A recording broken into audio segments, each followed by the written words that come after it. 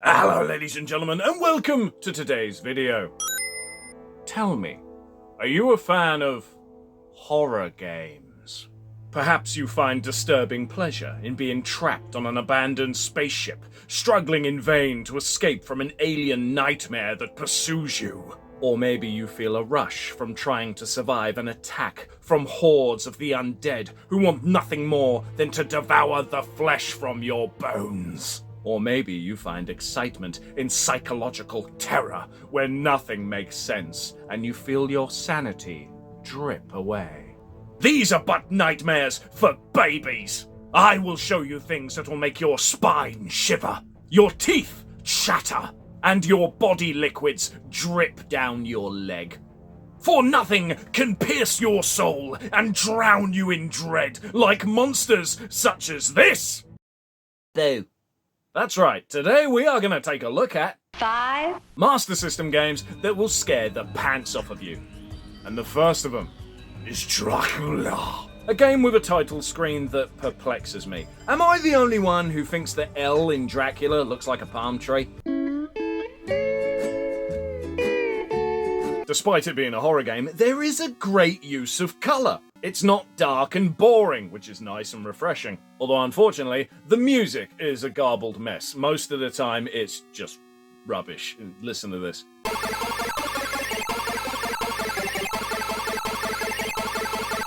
This is actually a good game though. It is good fun, but there are a few things that suck. For one thing, when you jump, it's as if the camera follows you. It's kind of odd. It doesn't make a lot of sense. I can get past that though. What really annoys the hell out of me are the power-up blocks. One, it's annoying that they have question marks. I mean, it's obviously inspired by Mario, but the stupid thing is, you don't just hit the block and then get whatever comes out. No, you have to hit the block and then jump to grab the thing. This doesn't sound too difficult, but it is! It's annoyingly stupid. The amount of times I've hit the thing and health comes out, and I really need that health. So I jump and miss and fail, and sometimes even fall to my doom. Gotta love that. Oh, and did I mention that the weapons suck? So many of them go in an arch. It's quite an easy thing to miss your opponent or your target just because your poxy weapon flew over it.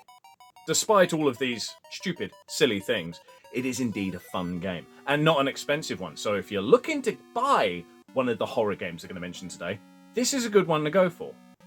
But it is not as well known as our next game, Master of Darkness. That's right, this game is most famously known for being a Castlevania clone.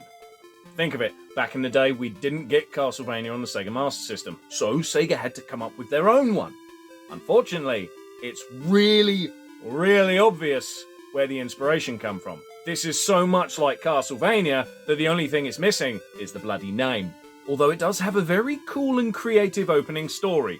The Ouija board is a nice touch. And the music here, it is very good. What I'd like you to take into consideration is obviously being the Master System, it had a very different sound chip to that of the NES.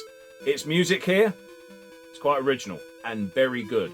There are a few times when stuff gets a little bit repetitive in terms of music, but only if you're really paying attention to it. I kind of blame the fact that I was purposely trying to take in the music for this little review.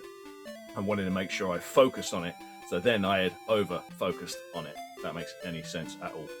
There is a good variety of weapons in this one, and not just the secondary weapons. You know in Castlevania how you get the whip? That's your main weapon, no matter what. It's a whip. Make it longer, shorter, more powerful, whatever, but it's a whip. In this, there's a sword, there's a knife, which sucks. There's a, what's the other thing? There's a hammer. I always found that funny. The guys in London, I have a hammer, I will take on the hordes of the undead. Have at ye! Oh, and Dracula's here again. Yes. So, if it wasn't Castlevania-ish enough, they didn't even come up with a different enemy. It's Dracula. Bit more thought process, I reckon. In short, the people that made this game didn't know how much of Castlevania to copy, so they copied nearly everything. Although I won't lie, the bats in this game drive me crazy. They're like little homing idiots. You ever play Ghosts and Goblins on the NES? And you got the red devils that just won't leave you alone. For some reason, the bats in this remind me of that. They will not go away. despite the slight repetitive nature of this game, I can't deny it is a lot of fun. Do I prefer it to the Dracula game though? That's a tough one, if I'm honest. But you know what? I definitely do not prefer it to this next game. Oh, I love this one. One of the games I had as a kid, it's Ghouls and Ghosts. Probably the best horror-ish game on the entire library of the Master System. This game is amazing. I've done 2 big videos to it in the past. One was a Sega Head episode covering it all in the typical review-ish style that I like to do.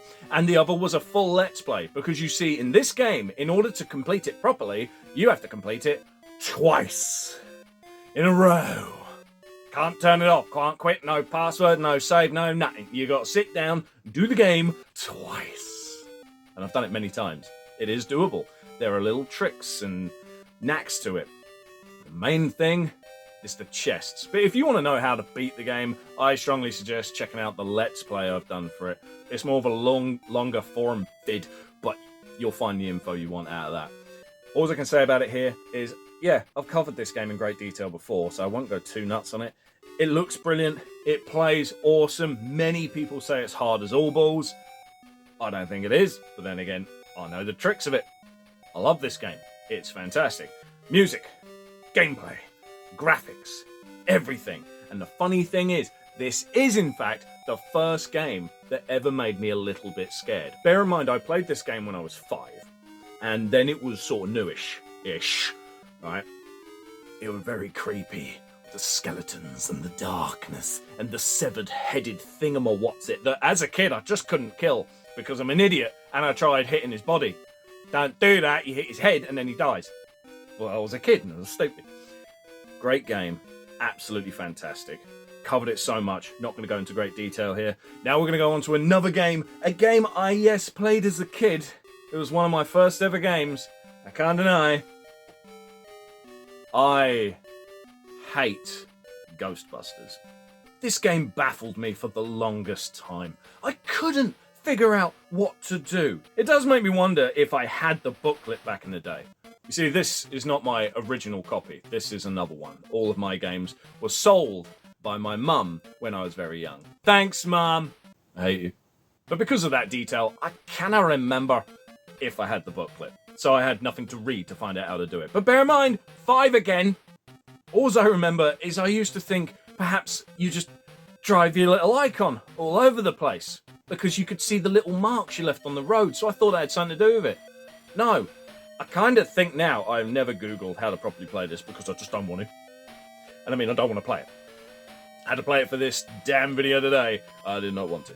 This game is rubbish. Anyway, I kind of think the bits you mark is the route to take to whatever destination. And the destination is obviously determined by the flashing buildings. It's where you're meant to go. But that doesn't really matter if you haven't bought the right kit. At the very start of the game, you have to buy the appropriate equipment to do this. If you don't know what you need, you're gonna do it wrong. And as a kid, I must have done it wrong. I just must have. So I never got anywhere. Never got anywhere. In this bit you see me playing here, this is the best I've ever played at the game. That's because I sat down and tried.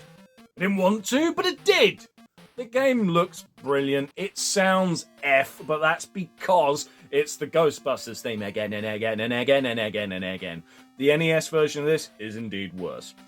But this isn't my favourite version of this game. I actually really like the Atari 2600 version because it looks beautiful.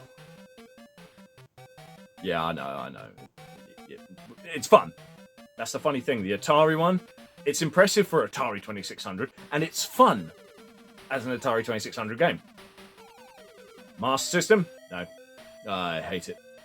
Absolutely hate it. But that is not the scariest game we have today. No. There is something far more terrible. Something far more evil. The ultimate in horror. The most blasphemous game ever. Not just on the Master System, but on anything. This is hell. This is the Flintstones. Truly nothing scarier. I'm not playing it. You can get stuffed.